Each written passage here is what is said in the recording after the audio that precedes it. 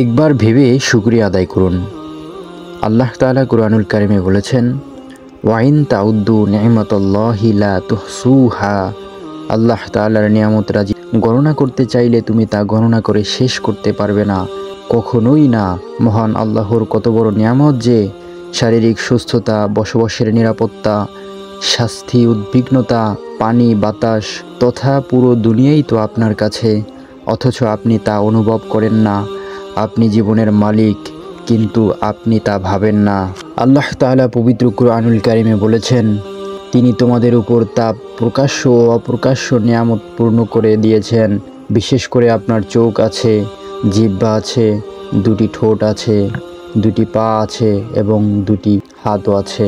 সূরা আর রহমানে আল্লাহ তাআলা তার অগণিত নিয়ামতের কথা স্মরণ করে আরও বলেছেন, ফাবিআইয়ি আলাই রাব্বিকুমা তুকাযযিবান। তোমরা দুজাতি আপন প্রতিপালকের কোন কোন নিয়ামতকে অস্বীকার করবে?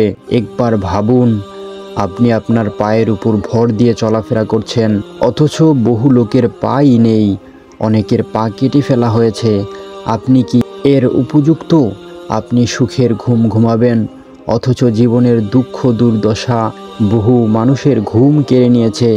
আপনি কি এর যোগ্য? আপনি পেট পুড়ে খাবেন, তৃপ্তি সহকারে পান করবেন, অথচ বহু মানুষ না খেয়ে থাকবে। অসুস্থতা ও রোগ শোক অনেকের খাওয়ার পথে অন্তরায় হয়ে দাঁড়িয়ে আছে। আপনি আপনার কানের ব্যাপারে একটু ভাবুন, একটু চিন্তা করুন। আপনার শ্রবণ শক্তি সম্পূর্ণ সুস্থ। আপনার চোখের ব্যাপারে ভেবে দেখুন, আপনি অন্ধ নন। আপনার ত্বকের দিকে তাকিয়ে দেখুন, কুষ্ঠ, শ্বেত ইত্যাদি রোগের থেকে সম্পূর্ণ মুক্ত। আপনার বিবেক বুদ্ধি নিয়ে একটু ভাবুন, আপনি পাগল নন, আপনি একজন সম্পূর্ণ সুস্থ মানুষ। আপনার ভিতর কোনো ধরনের পাগলামি নেই। আপনি উহুদ পাহাড়ের ন্যায় স্বর্ণের বিনিময়ে আপনার চোখ দুটো দিতে রাজি হবেন? আপনি কি বড় বড় পাহাড় সমপরিমাণ রূপার বিনিময়ে বিরাট অট্টালিকা গ্রহণ করে বোবা হয়ে যেতে পছন্দ করেন?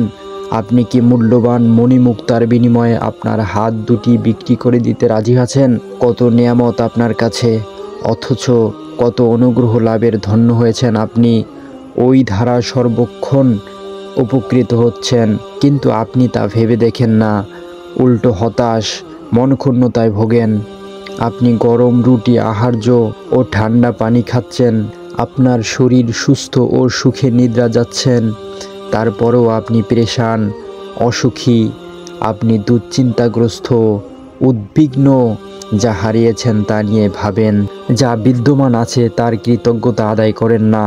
আর্থিক ক্ষতির সম্মুখীন হলে হতাশ হয়ে পড়েন, অথচ কল্যাণ, সৌভাগ্য, অন্যান্য বিষয় আশায় সবই আপনার কাছে আছে।